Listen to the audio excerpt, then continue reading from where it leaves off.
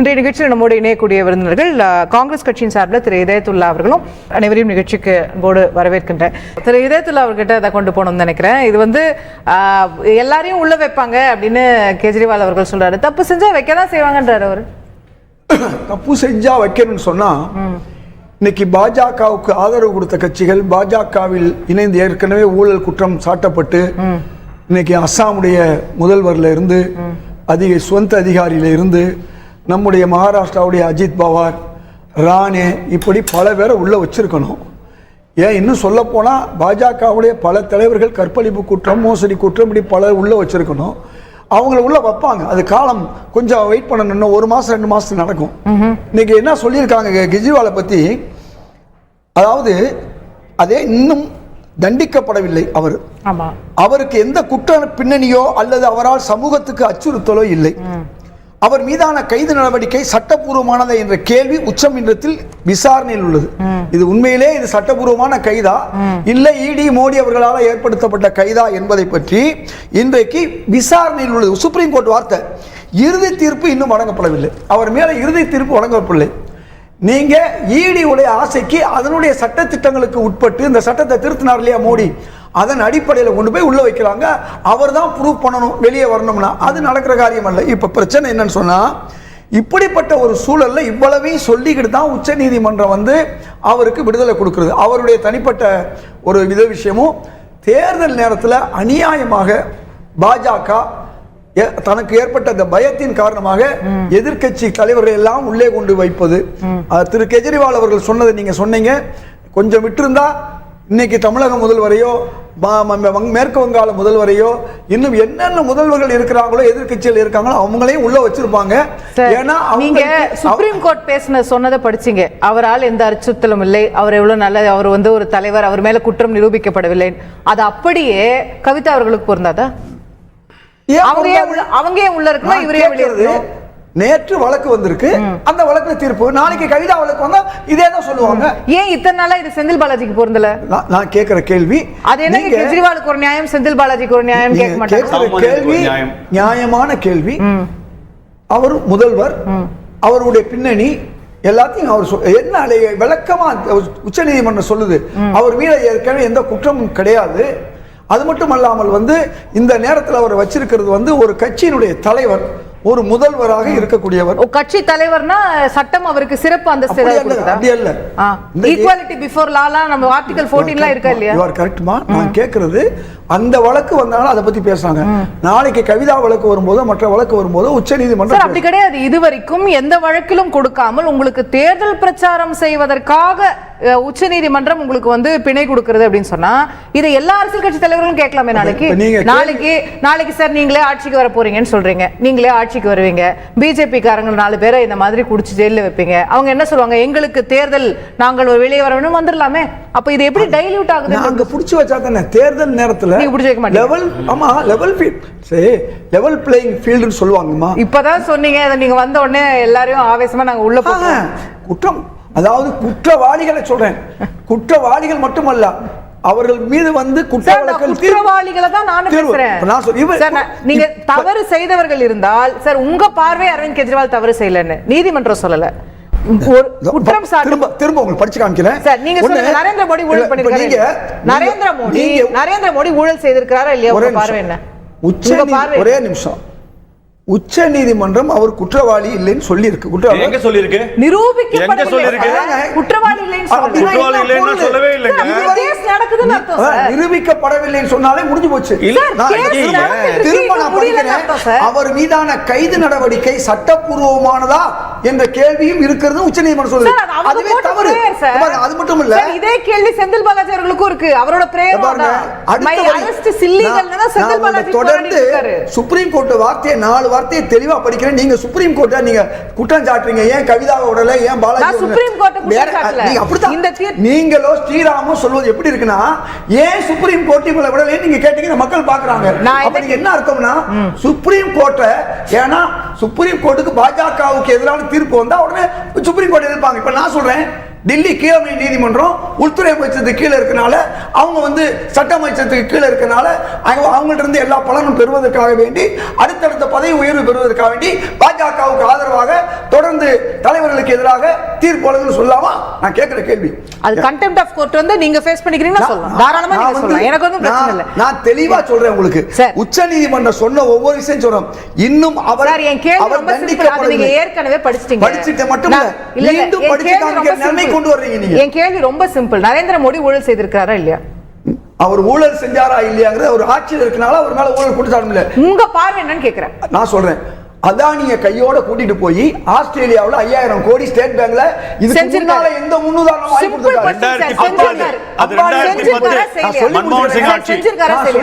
எடப்பாடி பழனிசாமி ஊழல் அது மன்மோகன் சிங் ஆட்சி 2010 ஆஸ்திரேலியா ஜெயலலிதா அவர்கள் தண்டிக்கப்பட்டார்கள். அதுவரை அவங்க வந்து ஊழல் செய்யலன்னு அர்த்தமா? தண்டிக்கப்படக்கூடிய சூழல் வரும். மோடி தண்டிக்கப்படக்கூடிய சூழல் வரும். புரிஞ்சுக்கோங்க. உங்கள் பார்வையில் நரேந்திர மோடி ஊழல் செய்திருக்கிறார் என்றால் ஆமான்னு தான் சொல்றேன். அவ்வளவுதான் மேட்டர். அப்போ நாளைக்கு நீங்க எப்படி ஊழல் செஞ்சிருக்காருன்னா கேள்வி வைக்க விடுங்க. இல்ல நீங்க தொடர்ந்து கேள்வியாவே வச்சீங்கன்னா பதில் சொல்ல விடாம இருந்தீங்கன்னா அவர் அம்பானியை கூட்டிட்டு போய் புரிஞ்சிருச்சு. நான் 30,000 கோடி இல்ல வன்னியர் சண்டை புரிஞ்சிருச்சு. அவர் பதில் சொல்ல ரெடி. நீங்க ஸ்ரீராம் தான் பேச விடாம செய்யலாம், நீங்க செய்ய கூடாது. 30,000 கோடியை எந்த தொழிலும் தெரியாத ஒரு அம்பானிக்கு ரஃபேல்ல கொடுத்தாரு பாருங்க, அது ஊழல். இப்படி இலங்கை நான் கேள்வி கேட்க ஒரே ஒரு நிமிஷம் நான் ஒரே மன்னிச்சிருங்க. நீங்க மன்னிப்பு கேட்டிருக்கீங்க, ஞாபகம் வச்சுக்கோங்க. அதே மாதிரி அடுத்த ஊழல் இலங்கையில மன்னிப்பு கேட்டிருக்கீங்க சார். குறுக்க பேசுறாரு. இலங்கையில கொண்டு போய் அதானிக்கு வந்து கான்ட்ராக்ட் வாங்கி கொடுக்கிறாரு. வங்காளதேசத்துல அதானி சார் நீங்க எங்க போறீங்க? இல்ல சார், கேட்ட கேள்வி மோடி மேல உங்களுக்கு என்ன கோவம்னு எனக்கு தெரியல. மோடி ஊழல்வாதியான்னு கேட்டீங்க, நான் பதில் சொல்றேன், கேட்க மாட்டேங்கிறீங்க சார். நான் கேட்க வரது என்னன்னா, ஆஹா நீங்க என்ன கிராஸ் பண்ணிட்டீங்களா? ஐயோ நான் கிராஸ் பண்ணல சார். விஷயம் என்னன்னா, நீங்களும் கிராஸ் பண்ண முடியற ஆள் தான். இல்ல யாருமே கண்டிப்பா இல்ல. உங்களுக்கு ஒரு மகிழ்ச்சி இல்ல, அதுல எனக்கும் மகிழ்ச்சி இல்ல. ஒண்ணு இல்ல சார். நரேந்திர மோடி ஊழல்வாதி என்றால், அவர் ஊழல் செய்திருக்கிறார் என்றால், நீங்கள் நாளை ஆட்சிக்கு வந்து அவர் மீது இதே மாதிரி விசாரணை செய்கிறீர்கள் என்றால், அவரை பிடிச்சி சிறையில் வைக்கிறீர்கள் என்றால், எனக்கு தேர்தல் பிரச்சாரம் பண்ணணும்னு சொல்லிட்டு நரேந்திர மோடி வெளியே வருவார். இதை காட்டி இதை காட்டி நான் கேட்கிறேன், நான் வரணும்னு தான் சொல்றேன். இப்ப நாங்க என்ன சொல்றோம், காங்கிரஸா இருந்தாலும் இந்தியா கூட்டணியா இருந்தாலும் ஜனநாயக முறைப்படி நடக்கணும்.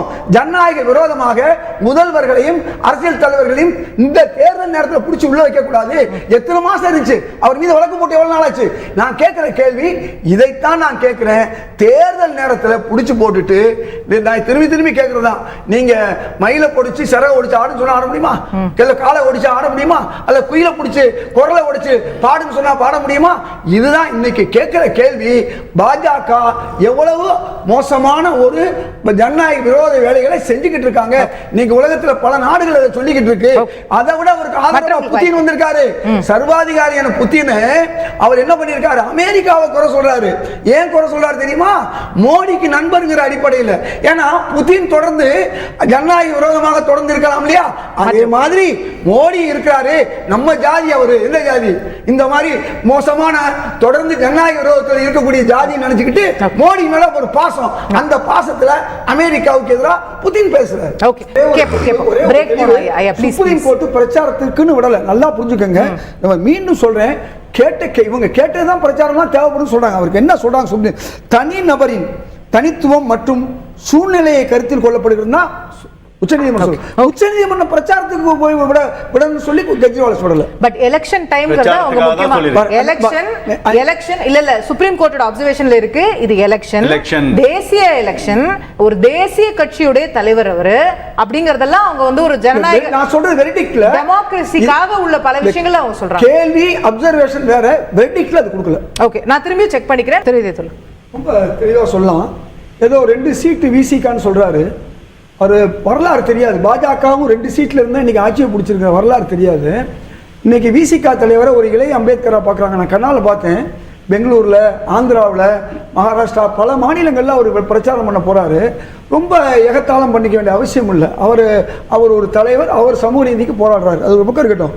இன்னைக்கு ஏற்கனவே நம்முடைய பிரதமர் மோடி அவர்கள் முஸ்லீம்களுக்கு இந்துக்கள் சொத்தை முஸ்லீம்களுக்கு கொடுத்துருவாங்க, 2 மாடு இருந்தா 1 மாடை பிரிச்சு கொடுத்துருவாங்க, நல்ல வேளை 2 கை இருந்தா 1 கையை வெட்டி கொடுத்துருவாங்கன்னு தான் இப்போ உலரல. இதெல்லாம் இப்போ என்ன ஆகி போச்சு தெரியுமா? இந்து மதத்துக்கு எதிராக என்ன சொல்லியிருக்காருன்னா, அதாவது இந்து மக்கள் 2ஆம் தர குடிமக்களாக ஆக்கப்படுவார்கள்னு ஒரு வார்த்தையை சொல்லியிருக்காரு. அவருக்கே நம்பிக்கை இல்லை. யோகி ஆதித்யநாத் என்ன சொல்றாரு? நாங்க 80 அவங்க 20ங்கிறாரு. இவர் என்ன சொல்றாரு? நாங்க 2ஆம் தர குடிமக்களாக இந்துக்களை ஆக்கிடுவாங்க. எப்படியெல்லாம் மக்களை அதை விட மிக மோசமா இந்து மதத்தை அவங்க சொல்லியிருக்காரு, இந்து மதத்திற்கு முடிவு கட்ட விரும்புகிறார்கள். அப்ப இந்து மதம் பத்தியே மோடிக்கு தெரியல. ஒரு இந்து மதம் ஒரு சனாதனம், அதுல ஒரு குறியீடு, அதுவே நிரந்தரமானதுன்னு சொல்லும் போது இந்து மதம் என்று சொல்லக்கூடிய சனாதன ஒழிப்போன்னு பேசுறாங்கல்ல, அதுதான் நான் சொல்றேன், அதுவே நிரந்தரம் அவங்க சொல்றாங்க இல்லையா? அப்ப இல்ல அததான் அவர் முடிவு கட்டுறாங்க. நான் மீண்டும் கட்டுறேன், இந்து மதத்துக்கு எப்படி முடிவு கட்ட முடியும்? அது யோசிக்க வேணாம் ஒரு மோடி அவர்கள், ஒரு பிரதமர் அவர்கள். இது சைவமும் வைணவமும் 2000 ஆண்டுகளா இருக்கு. நான் முந்தா நாள் காஷ்மீர்ல போய் பார்க்கிறேன், 850 கட்டப்பட்ட ஒரு கோயில் சீலமடைந்திருக்கு. அந்த கோயிலை போய் பார்க்கிறேன். அப்ப எத்தனை ஆயிரம் ஆண்டுகளாக சைவ மதமும் வைணவம் நாட்டில் இருக்கு. இந்து மதம்னு பேர் இன்னைக்கு வெள்ளக்காரர்கள் வச்சாலும் வச்சிருக்கலாம். ஆனா ஒரு இந்து மதத்தை சார்ந்த ஒரு மோடி, இந்துன்னு பேசக்கூடிய மோடி இந்து மதத்திற்கு முடிவு கட்டுவார்கள் என்று சொன்னால் இதை விட மோசமா இந்து மதத்தை கேவலமா பேச மோடி அதை சொன்னது இல்ல. மோடி அதை சொல்லணும். மோடி அதை சொன்னது சொல்லணும். சனாதனத்தை ஒழிப்போம் சொன்னாங்களே, அப்பயே நீங்க இவ்வளவு கோபப்படல. சனாதனம் என்பது இந்து மதத்துல ஒரு கூறு. வர்ணாசிரமம்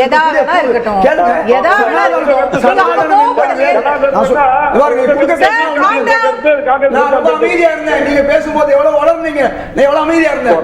அதனால நீங்க எவ்வளவு வளர்ந்தீங்க ஒண்ணு சொல்லிருக்கலாம். சரி சரி ஓகே. அதனால நான் என்ன சொல்ல வர்றேன், நீங்க பேசும்போது இந்த பயம் 4ஆம் தேதிக்கு பின்னால நம்ம ஜெயிலுக்கு போயிடுவோமா, வெயில் கிடைக்குமாங்கிற பயத்துல தான் இன்னைக்கு இஸ்லாத்துக்கு குறை சொல்றது, இந்து மதத்தை குறை சொல்றது. அதை விட பழங்குடியினர், நான் கேட்கிற கேள்வி, பழங்குடியினர் மீது, அதுவும் நம்முடைய குடியரசுத் தலைவர் முர்மு மேல ஏதோ ஒரு பெரிய பாசமா சொல்றாரு. அந்த முர்முவை தான் ராமர் கோயில் விஷயம் மட்டுமல்ல, பாராளுமன்ற திறப்பு விழாவிலையும் அவமானப்படுத்தினவர். அதை விட பரவாயில்லைங்க, ஆப்பிரிக்கன் சொல்றது, மங்கோலியன் சொல்றது ஜெனரலா ஜீன்ஸ். அத ஒரு நிமிஷம்,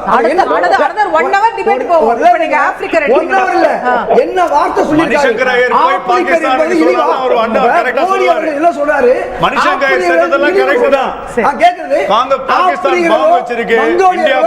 இழிவானவர்கள் இல்லைன்னு மோடி அவர்களுக்கு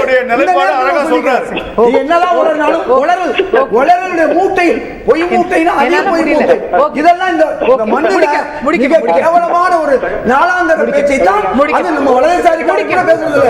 அதை விட மோசமாக நம்முடைய பிரதமர் பேசுகிறார். அதை நான் கண்டிக்கிறேன். முடிக்கணும். எங்களை பொறுத்தவரை சனாதன ஒழிப்பு என்று சொன்னால் இந்து மத ஒழிப்பு. சனாதன ஒழிப்பு என்பது வர்ணாசிரம தர்மத்தை ஒழிக்கிறதுடைய சனாதனம் என்பது நிரந்தரமானது. அந்த வார்த்தையுடைய பொருள் வீரமணி சொல்லியிருக்காரு. ஆனா சனாதனம் என்ற வார்த்தையில அந்த பாருங்க, சைவமும் வர்ணாசிரமத்துக்கு சனாதனமும் இந்து மதமும் ஒன்று அவர் அங்க சொல்லியிருக்காரு. வர்ணாசிரமத்திற்கு எதிரானது, தேவாரமும் திவ்ய பிரபந்தமும் வர்ணாசிரமத்துக்கு எதிரானது, சனாதனத்துக்கு எதிரானது தேவாரமும் திவ்ய பிரபந்தமும். நன்றி நன்றி. நம்ம நிகழ்ச்சியை தருணத்தை நிறைவு செய்தாக வேண்டும். பங்கேற்று கருத்து தெரிவித்த 4 விருந்தினர்களுக்கும் நன்றி, பார்த்தவங்களுக்கும் நன்றி.